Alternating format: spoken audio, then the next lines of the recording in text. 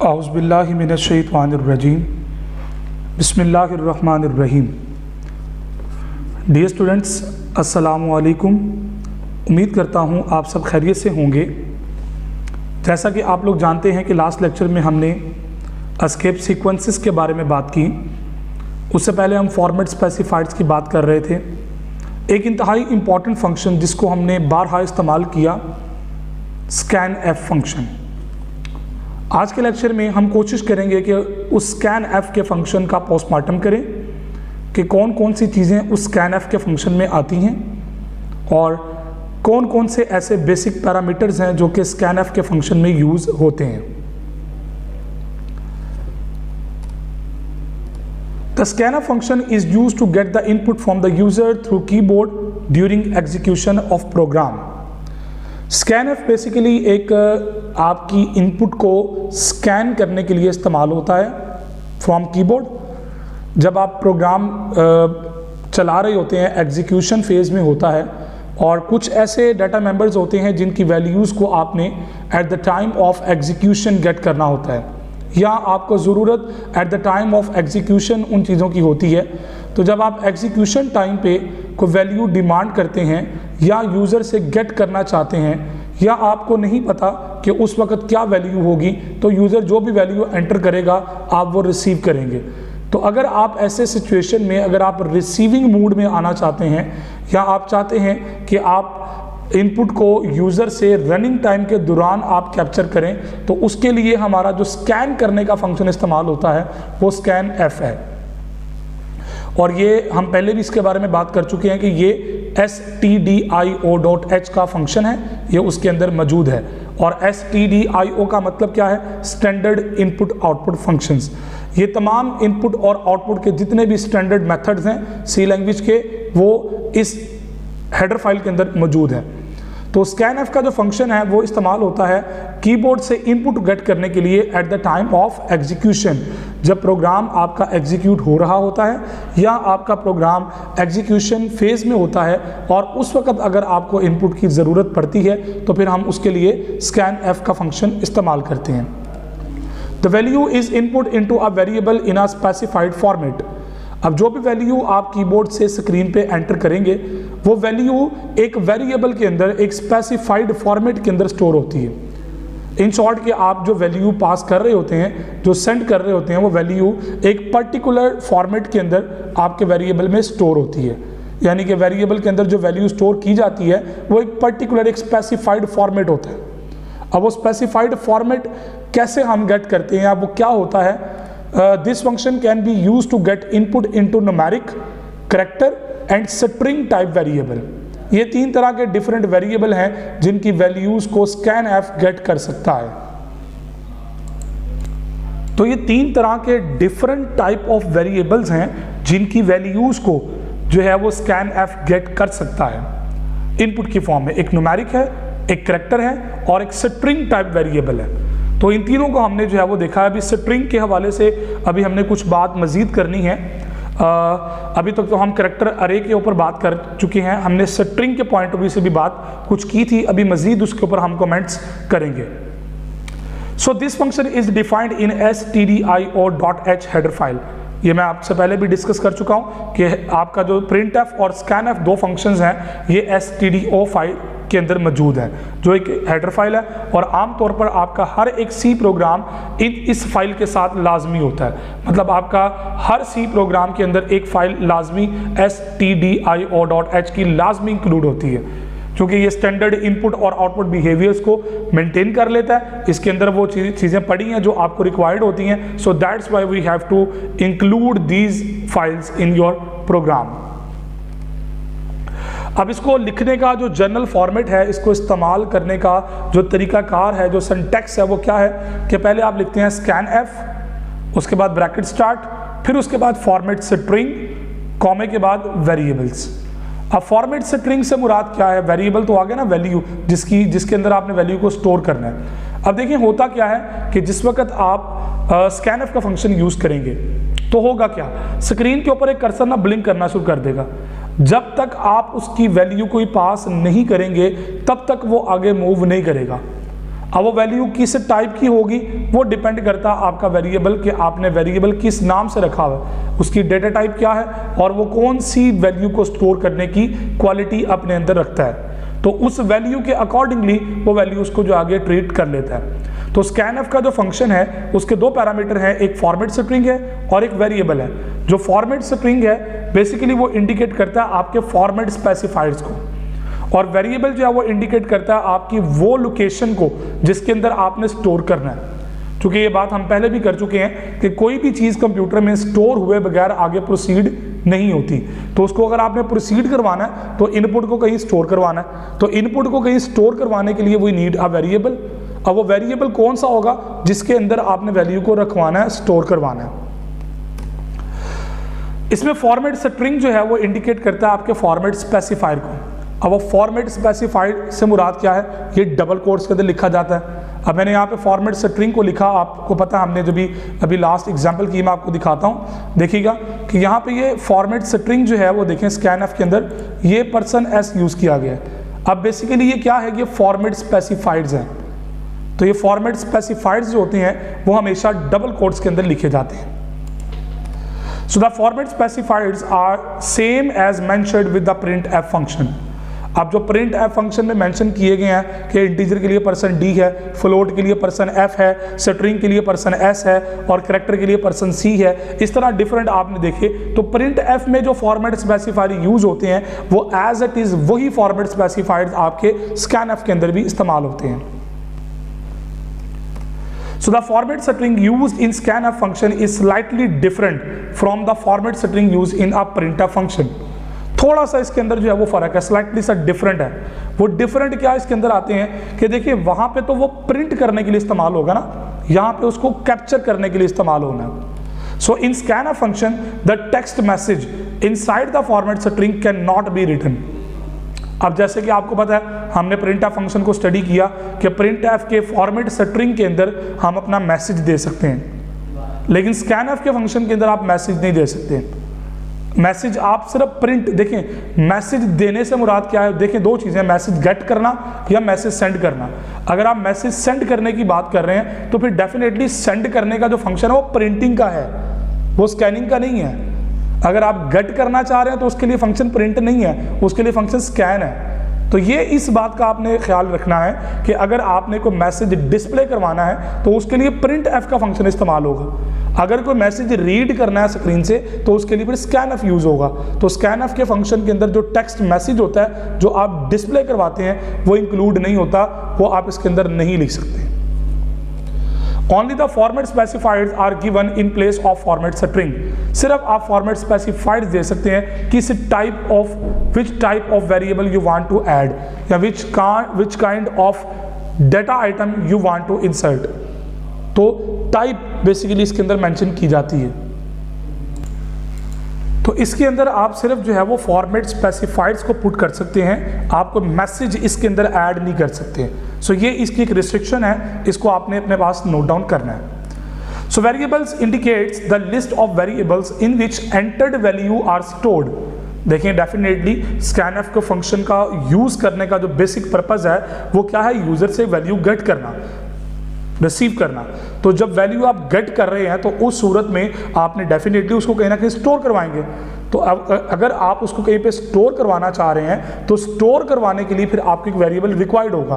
तो यहाँ पे बेसिकली वेरिएबल जो इंडिकेट कर रहा है वो ये इंडिकेट कर रहा है कि यहाँ पे अगर आपने जिस किस्म की वैल्यू जिसमें स्टोर करवानी है ना, जहाँ पे भी स्टोर करनी है, आप उस वेरिएबल का नाम यहाँ पे मेंशन करेंगे कि जनाब मुझे इस वेरिएबल में ये वैल्यू को स्टोर करवाना है। So these variables are written separated by commas. अगर आपका एक वेरिएबल है तो कॉमे के बाद एक लिख दें बस, अगर मोर देन 1 है तो फिर आप उनको कॉमे के साथ सेपरेट करेंगे। 10 है, 15 है, 20 जितने भी हैं तो उन सब को आप कॉमा के साथ सेपरेट करेंगे। An ampersand sign is given before each variable except the string type variable. String के अलावा आप जितने भी वेरिएबल यूज करेंगे उन तमाम के साथ आपने स्कैनफ के अंदर ये एम्परसेंड साइन यूज करना है। अब ये एम्परसेंड साइन यूज करने का मकसद क्या है, इसे एड्रेस ऑपरेटर कहते हैं। ये बेसिकली आपके उस वेरिएबल को एड्रेस करता है, पॉइंट करता है कि जनाब इस वेरिएबल के अंदर जाके वैल्यू को स्टोर करो। यानी कि थर्ड लोकेशन पे वो स्टोर नहीं करेगा, जो वैल्यू रिसीव होगी वो एज इट इज उस वेरिएबल में जाके महफूज कर देगा, स्टोर कर देगा। So the ampersand sign is called the address operator, इसे हम कहते हैं address operator. So it indicates the address of the variable in memory where the input value is to store. ये बेसिकली एड्रेस बताता है memory को variable का कि जनाब यहाँ पर जाके इसको स्टोर करना है। तो हम ये एम्परसेंड साइन क्यों लगाते हैं, देखिए इसकी रीज़न एक और भी है। अगर आप ये एड्रेस रेफरेंस पास नहीं करेंगे तो मे बी पॉसिबल कि आपके प्रोग्राम के अंदर मे बी पॉसिबल हो सकता है दो डिफरेंट आपने लोकल वेरिएबल यूज़ किए हों। अब दो लोकल वेरिएबल्स के अंदर जब डिफरेंशिएट नहीं हो पाएगा तो वहाँ पे कन्फ्यूजन क्रिएट हो जाएगी, या मे बी पॉसिबल कि आप जब एम्परसेंड साइन नहीं देंगे तो वो रेफरेंस नहीं कॉल कर पाएगा। तो कॉल बाई रेफरेंस जो है ना वो बड़ा इंपॉर्टेंट है। तो ये ampersand sign basically address operator है जो मेमोरी के वेरिएबल के मेमोरी के एड्रेस को पॉइंट आउट करता है जहां पे आपकी वैल्यू ने आके स्टोर होना है। So when the computer execute the scanf function, और जब ये आपका कंप्यूटर आपके स्कैनफ के फंक्शन को एग्जीक्यूट करता है, it waits for the user to enter a value for variable from keyboard. जब तक आप कीबोर्ड से कुछ एंटर नहीं करेंगे ये आगे नहीं जाएगा, तो वहीं पे रुका रहेगा। मैं आपको यहाँ पे एक्सपेरिमेंट, हमने लास्ट टाइम भी एक प्रोग्राम किया था, मैं एक्सपेरिमेंट आपको दोबारा करवा देता हूँ। देखिए अब यहाँ पे वो नेम पे रुका हुआ जब तक कि मैं उसको कोई नेम पास नहीं करूँगा। तो स्कैनफ का फंक्शन जब तक आप उसको इनपुट पास नहीं करेंगे वो आगे प्रोसीड ही नहीं करेगा। तो बेसिकली जब आपका कंप्यूटर स्कैनफ के फंक्शन को एग्जीक्यूट करता है तो वो वेट करता है कि यूजर कीबोर्ड से वेरिएबल को वैल्यू पास करे। So when a value is typed, जब एक बार वैल्यू एंटर की जाती है, and enter key is pressed, the value is assigned to the variable into the memory. और जब आपको वैल्यू लिखने के बाद एंटर प्रेस करते हैं तो होता क्या है एक्चुअली कि वो वैल्यू जो स्क्रीन पे आपने एंटर की होती है वो आपके वेरिएबल की मेमोरी में जाके स्टोर हो जाता है। अब उस मेमोरी के ऊपर एक लेबल है जो कि वेरिएबल का नाम है, और आप अपने प्रोग्राम में उस लेबल को यूज करते हैं जो कि आपके वेरिएबल का नेम होता है। So a user can input values into multiple variables using a single scanf function। जैसे कि मैंने आपको लास्ट टाइम हमने एक एग्जांपल कोड की थी जिसके अंदर आपने नोट किया कि हमने 3 डिफरेंट स्कैनफ यूज किए हैं। आप ये तीनों काम एक ही स्कैनफ की मदद से भी कर सकते हैं। अब each time when you press enter, जब भी आप एंटर प्रेस करेंगे तो वो नेक्स्ट वैल्यू कंसीडर करेगा। तो जितनी वैल्यूज उसको रिक्वायर्ड होंगी उसके बाद जब एंटर प्रेस करेंगे तो वो एंड ऑफ इनपुट को कंसीडर करेगा। इसका मतलब ये हुआ कि अब आपकी इनपुट खत्म हो चुकी है, अब वो आगे डाटा को स्टोर करने के प्रोसीजर की तरफ मूव कर चुका है। The variable may be of different और सेम डाटा टाइप। अच्छा, इस चीज का भी प्रॉब्लम नहीं है कि जनाब स्कैनफ के अंदर अगर आप मल्टीपल वेरिएबल्स इकट्ठे एक साथ इनपुट करवा रहे हैं तो वो सारे किस टाइप के होंगे जी, तो वो डिफरेंट टाइप के हो सकते हैं। मिसाल के तौर पर जी name, father name, roll number, address, या डिफरेंट टाइप के वेरिएबल्स हैं। Total marks, obtain marks, age, तो these all are different type of variables. तो होगा क्या कि आप इन तमाम को जब एक ही स्कैनफ की मदद से कॉल करवाएंगे तो वो क्या करेगा, उन तमाम को एक ही साथ रीड करवाएगा। Each time when you press enter, जब भी आप एंटर प्रेस करेंगे तो वो एक वैल्यू को कैप्चर कर लेगा। एंटर के बाद वो दूसरी वैल्यू की तरफ मूव करेगा, फिर एंटर के बाद तीसरी की वैल्यू की तरफ मूव करेगा, एंड सो ऑन। जितनी वैल्यूज आपके वेरिएबल्स की होंगी वो उसके मुताबिक स्कैनफ उसको ट्रीट करेगा। अब यहाँ पे मैं आपको एक एग्जाम्पल प्रोग्राम हम ऐड कर लेते हैं। एक एग्जाम्पल आपके सामने कोड करता हूँ ताकि आपको चीज़ें मज़ीद क्लियर हो जाएं। वैसे हम स्कैनफ की एग्जाम्पल्स जो है वो काफ़ी देर से हम करते आ रहे हैं, तो यहाँ पे मज़ीद मैं एक आधी एग्जाम्पल को जो है वो कोड कर देता हूँ। ओके जी, तो वो एग्जाम्पल को देख लेते हैं जी। वो प्रोग्राम है जी, write a program that input 2 numbers and interchange their values. Okay, the program should display the values of variable before and after exchange. अच्छा जी, बड़ा सिंपल सा प्रोग्राम है, कोई इतनी बड़ी लॉजिक और रॉकेट साइंस इसके अंदर नहीं है। आपने जस्ट क्या करना है, आपने एक प्रोग्राम लिखना है जिसके अंदर आपने 2 वेरिएबल्स लेने हैं। उन 2 वेरिएबल्स की वैल्यूज यूजर से कलेक्ट करनी है और उसके बाद आपने इनको प्रिंट करवाना है। फिर उसके बाद आपने इसको इंटरचेंज करना है और फिर दोबारा इनको वैल्यूज को प्रिंट आउट करवाना है। सो लेट्स स्टार्ट, हम इसका प्रोग्राम शुरू करते हैं जी। पहले ये जो किया हुआ है मैं इसको सारा कमेंटेड कर लेता हूँ। ओके जी, सो सबसे पहले हमें इंट num1, num2 2 वेरिएबल हमने ले लिए। ओके, अब नेक्स्ट टारगेट हमारा क्या है, इसको मैसेज डिस्प्ले करवाना, एंटर फर्स्ट वैल्यू, और उसके बाद आ गया स्कैनफ, और यहाँ पे अब फॉर्मेट उसका स्पेसिफायर आ जाएगा percent d ampersand sign num1। Okay जी, सेम लाइंस मुझे कॉपी करवानी है नंबर 2 के लिए। So that is your second value, यहाँ पे num2 आ गया। ओके, अब आपने इनको डिस्प्ले करवाना है। Print F \n values before interchange. ये मैसेज आप कुछ भी डिस्प्ले करवाना चाहें यू कैन यूज। ओके जी, प्रिंट एफ, दोबारा आपने प्रिंट एफ यूज किया और अब आप यहाँ पे बताने लगे हैं नंबर 1 इज, यहाँ पे num1 की वैल्यू आएगी पर्सन डी आ जाएगा और कॉमे के बाद यहाँ पे num1 आ जाएगा। ओके, इसी तरह num2 आ जाएगा यहाँ पे और \n और उसके बाद लिख देते हैं जी नंबर 2 इज पर्सन डी। उसके बाद आ गया num1 एंड num2, ये दोनों वैल्यूज़ यहाँ पे एंटर हो जाएंगी। ठीक है जी, सो इसका डिस्प्ले चेक कर लेते हैं जी। देखिए जी, enter first value 54, next value 43, तो 54 एंड 43 दोनों यहाँ पे प्रेजेंट हो गई हैं। ओके, अब आपने क्या करना है, इनकी वैल्यूज़ को आपने करना है इंटरचेंज। सो यहाँ पे ये है जी, अब आपने करना है इंटरचेंज इनको। अब उसके लिए जब भी कभी आप इंटरचेंज करते हैं, इंटरचेंज का मतलब पता क्या है कि num1 की जो वैल्यू है वो num2 में चली जाए और num2 वाली वैल्यू num1 में आ जाए।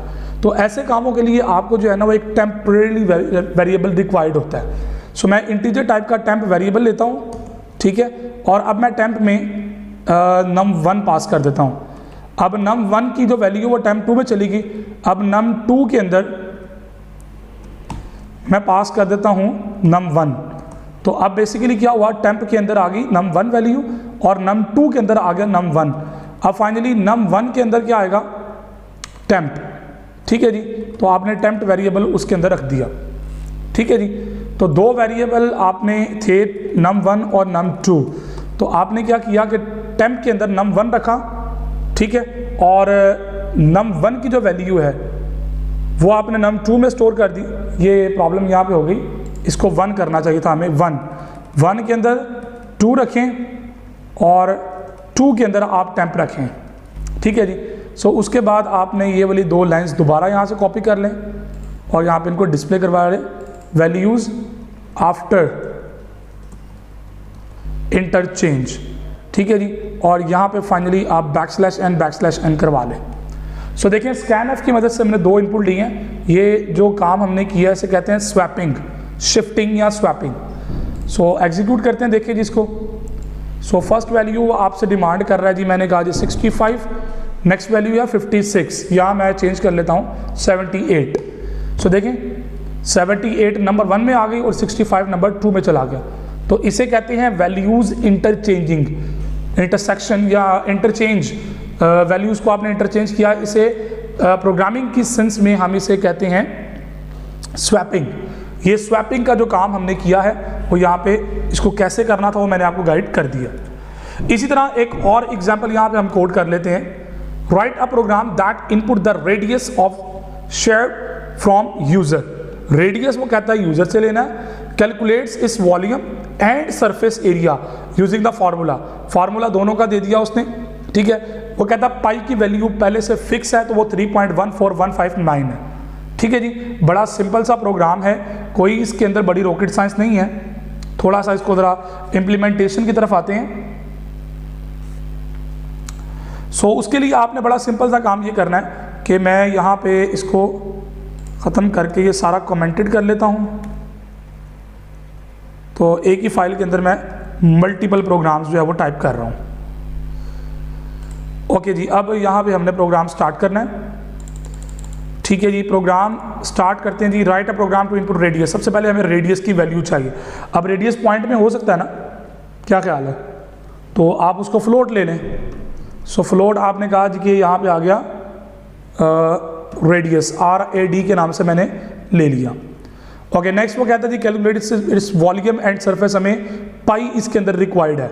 तो मैं यहाँ पे इसके ऊपर ही टॉप पे जाके हैश डिफाइन और पाई, और मैं पाई की वैल्यू पास करता हूँ 3.14159, ये मैंने वैल्यू पास कर दिया पाई की। ठीक है जी। सो ये पाई, जब भी मैं पाई का वर्ड यूज़ करूँगा तो वो इस वैल्यू को कंसीडर कर लेगा। ठीक है जी। अब हमने फ्लोट टाइप का एरिया लेना है, एरिया। ठीक है जी। और एरिया का फार्मूला हमने जो डिज़ाइन करना है वो क्या है, 4 pi's r square. So area is equivalent to 4 multiply by pi and RAD multiply by RAD। मैं इन दोनों को ब्रैकेट में ले आता हूँ, आर स्क्वेयर बनाना है इसको। लें जी, एरिया कैलकुलेट हो चुका है हमारे पास। ओके, उसके बाद सरकमफेरेंस निकालना है, तो फ्लो टाइप का मैं ले लेता हूँ CI। ठीक है जी। सो CI इज इक्वलेंट टू 4/3। तो आपने कहा जी 4/3, उसके बाद है पाई। ओके, उसके बाद है जी R³ तो यहाँ पे आ गया जी RAD multiply by RAD multiply by RAD।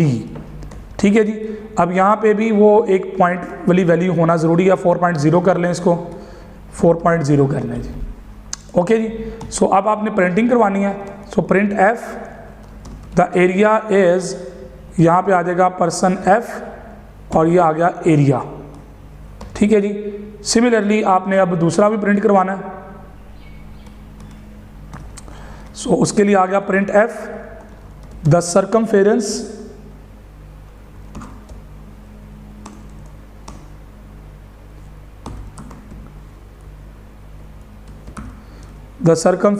Is, यहाँ पे आपने अब इसको सरकमफेरेंस जो है वो पास करना है।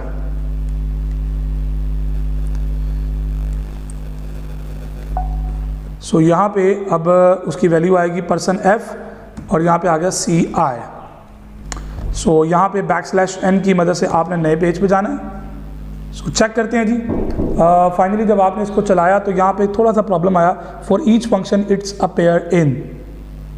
सो यहाँ पे आपके पास जो है वो मल्टीप्लिकेशन हो रही है। चेक करते हैं जी क्या इशू है, साथ साथ हम एरर ट्रेसिंग भी करते हैं जी। 4 multiply by pi multiply by RAD into RAD। Okay, so यहाँ पे हम पहले टेस्ट करते हैं कि पाई का इशू तो नहीं आ रहा। तो यहाँ पे हम एक काम कर लेते हैं जी, फ्लोट टाइप की वैल्यू ले लेते हैं। Pi is equivalent to 3.14159। So इसको दोबारा चेक करते हैं जी, वो पाई डिफाइन का इशू आ रहा था। सो देखिए यहाँ पे जो वैल्यूज़ आई हैं वो फ्लोट के मुताबिक आ चुकी हैं। ओके जी। तो यहाँ पे जो वैल्यूज़ आई हैं वो आपके पास जो है वो फ्लोट के पॉइंट के मुताबिक आई हैं। तो आपने उसके मुताबिक अगर आपने चेंज करना है इसको तो आप यहाँ से अब चेंज करेंगे, लेकिन उसके लिए एक प्रॉब्लम थी जो हमने यहाँ पे जो है वो रेडियस की वैल्यू कहीं पे हमने गेट नहीं की है। ठीक है। अब उसके लिए अब उसने जो कि गार्बेज वैल्यू उठाई और उस गार्बेज वैल्यू के ऊपर उसने रिजल्ट पास किया। हम यहाँ पे अब प्रिंट F का फंक्शन एंटर करते हैं और यहाँ पे हम लिखते हैं जी please enter value of radius. ठीक है जी। सो हमने यहाँ पे रेडियस की जो है वो वैल्यू पास करनी है। ठीक है। ओके जी। स्कैन F और यहाँ पे आ गया जी पर्सन F कॉमा, यहाँ पे आ गया RAD with ampersand sign. Finally ये वैल्यू वहाँ से रीड करेगा और उसके बाद आपको उसके रिजल्ट कैलकुलेट करके प्रोवाइड कर देगा।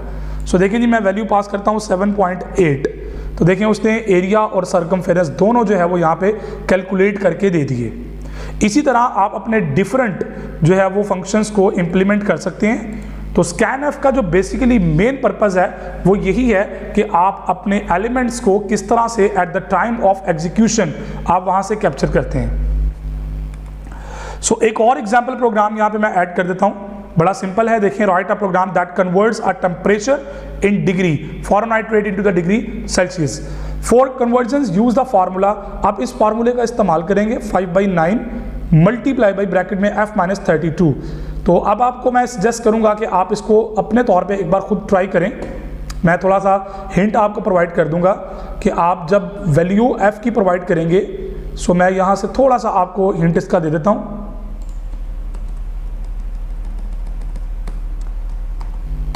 ओके जी, तो आपने सबसे पहले एक फ्लोट टाइप का वेरिएबल लेना है f।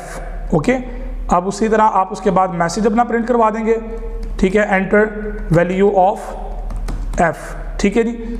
इसी तरह आप अपना स्कैन f की मदद से आप इसको percent f comma ampersand sign f, so आपने ये f रीड करवा लिया। अब अगला काम जो है वो फार्मूले की कैलकुलेशन का है। सो आपने एक फ्लोट टाइप का c वेरिएबल लेना है और c is equal to bracket में आ जाएगा 5/9। तो मैं इसको फार्मूले को यहाँ से कॉपी कर लेता हूँ जी।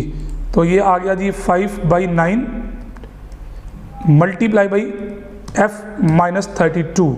सो f कैपिटल है यहाँ पे, लोअर कर दें क्योंकि हमारा वेरिएबल जो है वो लोअर केस में है, ठीक है जी। अब आप इसको डिस्प्ले करवा दें जी, प्रिंट f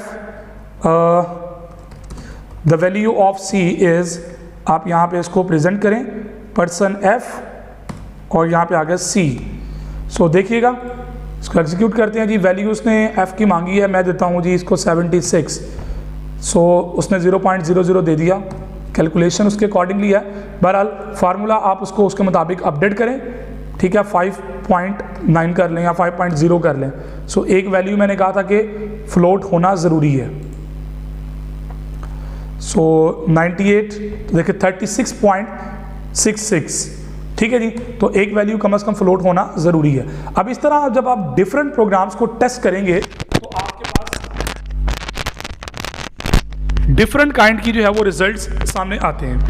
लेकिन फिर बात वही है कि जब तक आप ट्राई नहीं करेंगे ये चीज़ें आपके लिए इतनी आसान नहीं होंगी। इन चीज़ों को क्लियर करने के लिए ज़रूरी है कि आप प्रैक्टिस साथ साथ कंटिन्यू रखें। अब कुछ एग्जाम्पल प्रोग्राम्स मैं आपके लिए छोड़ता हूँ, ठीक है, कि आप वो खुद भी ट्राई करें, ठीक है। उसके बाद फिर हम अगले अपने टॉपिक की तरफ बढ़ते हैं। ओके जी, नेक्स्ट हमारा जो फंक्शन है, जो टॉपिक है वो है CLR SCR फंक्शन। इसे कहते हैं clear screen function.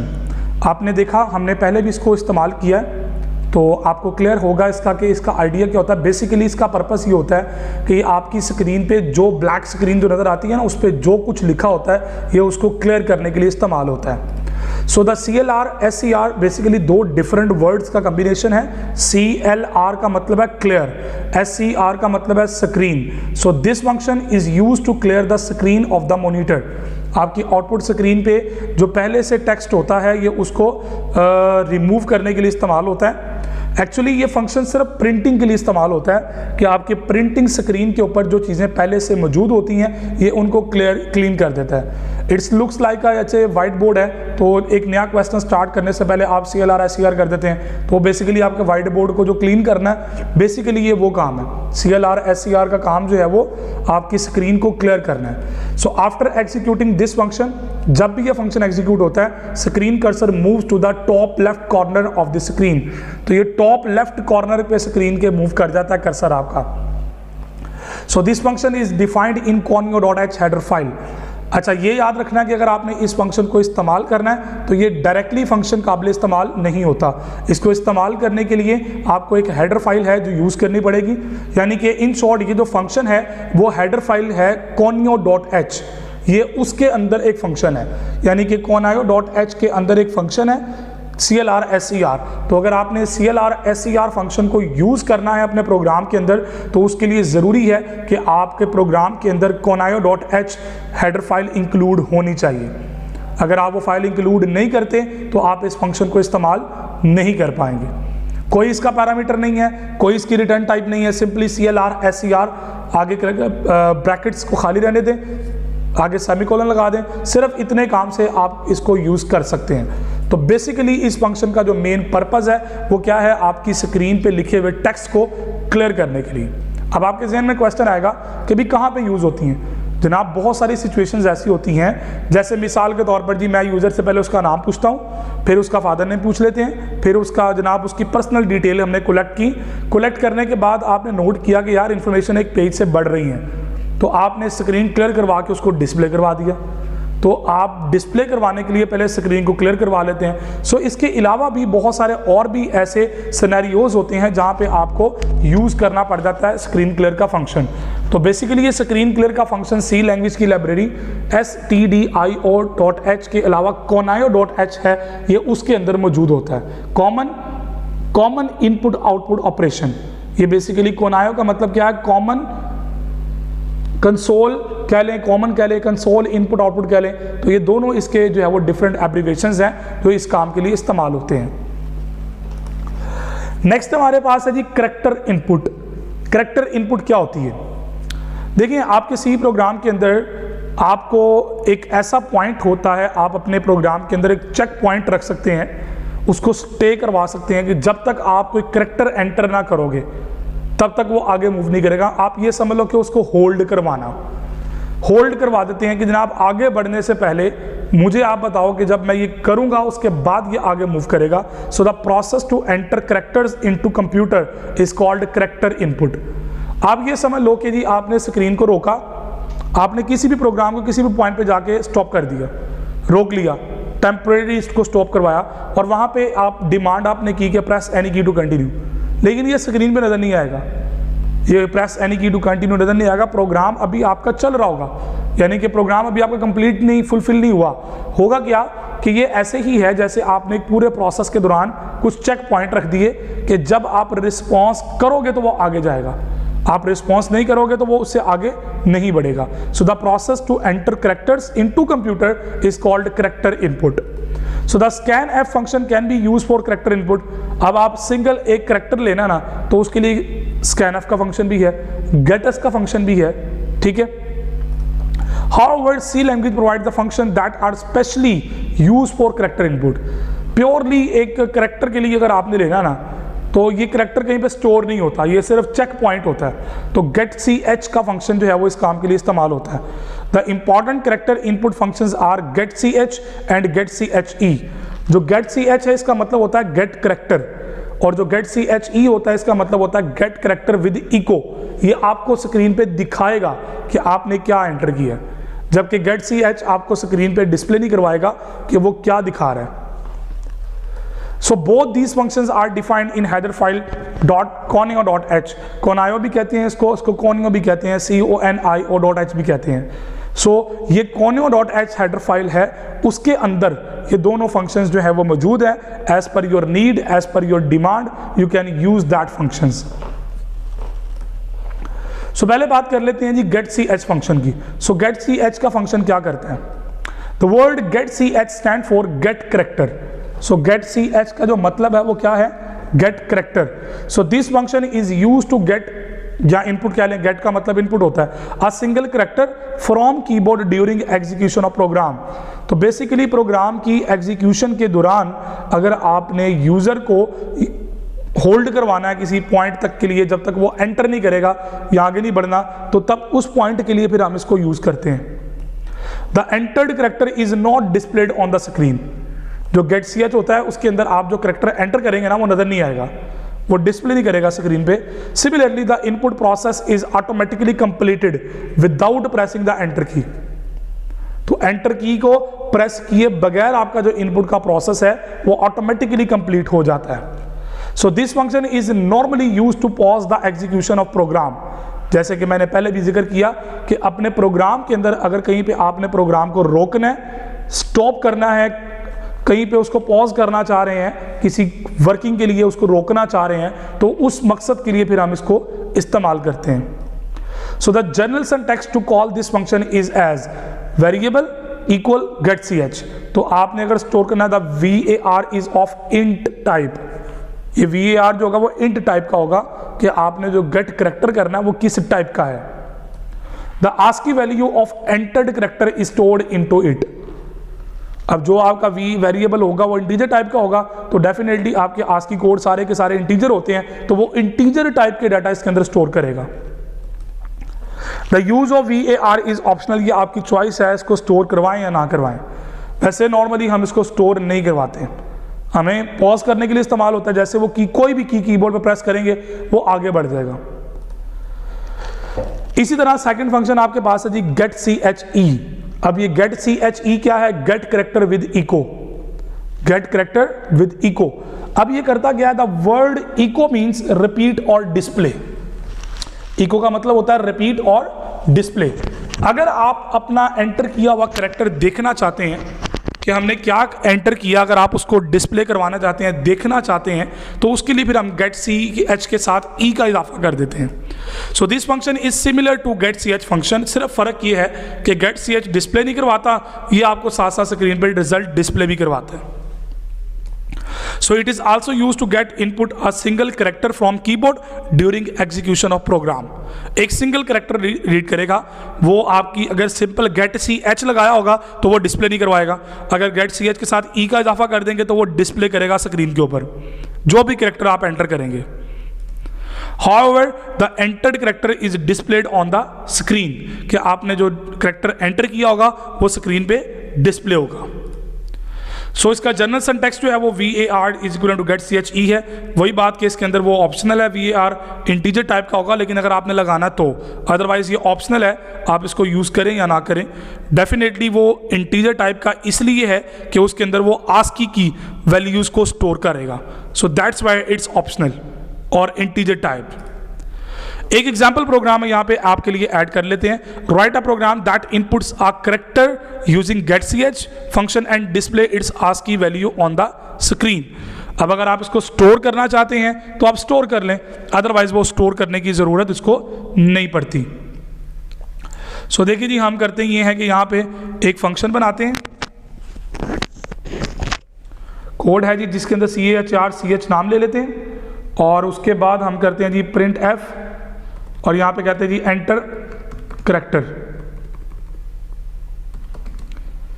Enter character, और उसके बाद हम स्कैन ऑफ करवा लेते हैं पर्सन। चले, उसकी ज़रूरत नहीं है, अब हम इसको गेट CH से करते हैं। CH is equal to get CH, ठीक है जी। तो ये गेट करेक्टर करेगा। अब डिस्प्ले करवाना है आपने, तो आप सिंपली देख लेंगे कि जी द एंटर्ड करेक्टर इज, और यहाँ पे आप दिखा दें जिसको पर्सन C\n, और यहाँ पे आ जाएगा आपका CH, ठीक है जी। इसी तरह एक दूसरी टाइप भी आपके पास होती है गेट CHE की, उसमें आपको स्टोर स्क्रीन पे वो दिखाता है, जैसे मैंने करेक्टर एंटर किया ये, so the enter character is $, ठीक है जी। इसी तरह अगर आप ये प्रिंट नहीं करते, सिंपल गेट CHE कर देते हैं, तो वो जो आप करेंगे वो साथ साथ स्क्रीन पे शो करेगा आपने क्या किया है। सो देखिएगा ज़रा, मैंने ये प्रेस किया 8, वो उसी टाइम पे स्क्रीन पे नज़र आ गया, हालांकि पहले नज़र नहीं आया था। सो इस तरह आप डिफरेंट जो है वो प्रोग्राम्स के अंदर डिफरेंट टाइप से अपने प्रोग्राम्स को टेस्ट करके आप देख सकते हैं। सो ASCII वैल्यू अगर देखनी है उसकी, तो ASCII वैल्यू का तरीका भी बड़ा आसान है। सो यहाँ पे आप इसको पर्सन C की जगह आप पर्सन D कर दें। सो देखिएगा, मैं करेक्टर एंटर करता हूँ जी, ampersand sign, the enter character is 38। तो देखिए उसने उसका ASCII कोड जो है वो स्क्रीन पे दिखा दिए। सो इसी तरह आपके पास डिफरेंट ऑप्शंस होती हैं अपने फंक्शंस को डेवलप करने की, उसको इंप्लीमेंट करने के कई तरीके होते हैं। तो एज पर योर रिक्वायरमेंट और नीड आप उन चीज़ों को यूज़ करते हैं। सो फाइनली आज के लेक्चर में जो हमने चीज़ें कवर की हैं, सबसे पहले हमने स्कैनअप फंक्शन की बात की, स्कैनअप फंक्शन के पैरामीटर्स क्या होते हैं, फिर एग्जाम्पल प्रोग्राम्स देखे, उसके बाद हमने क्लियर स्क्रीन फंक्शन देखा, CLR फंक्शन, फिर हमने गेट CHE को देखा, और फाइनली कुछ एग्जांपल्स को हमने कोड किया। सो अल्टीमेटली हमने आज के लेक्चर में बड़ा इंपॉर्टेंट कॉन्सेप्ट्स को स्टडी किया, जिसका ताल्लुक करेक्टर की इनपुट से रिलेटेड था, जिसका ताल्लुक यूजर से गेट करने के पॉइंट ऑफ व्यू से था। सो उम्मीद करता हूँ ये तमाम चीज़ें आपने अच्छे तरीके से कवर की होंगी, प्रैक्टिस साथ साथ की होगी। अगर नहीं की तो अगले लेक्चर से पहले आप इन तमाम चीज़ों की प्रैक्टिस ज़रूर कर लीजिएगा, क्योंकि प्रैक्टिस के बगैर आपको चीज़ें क्लियर ज़्यादा अच्छे तरीके से नहीं होंगी। अपना बहुत सारा ख्याल रखिएगा, दुआओं में याद रखिएगा। अगले लेक्चर तक के लिए इजाज़त दीजिए। अल्लाह हाफिज़।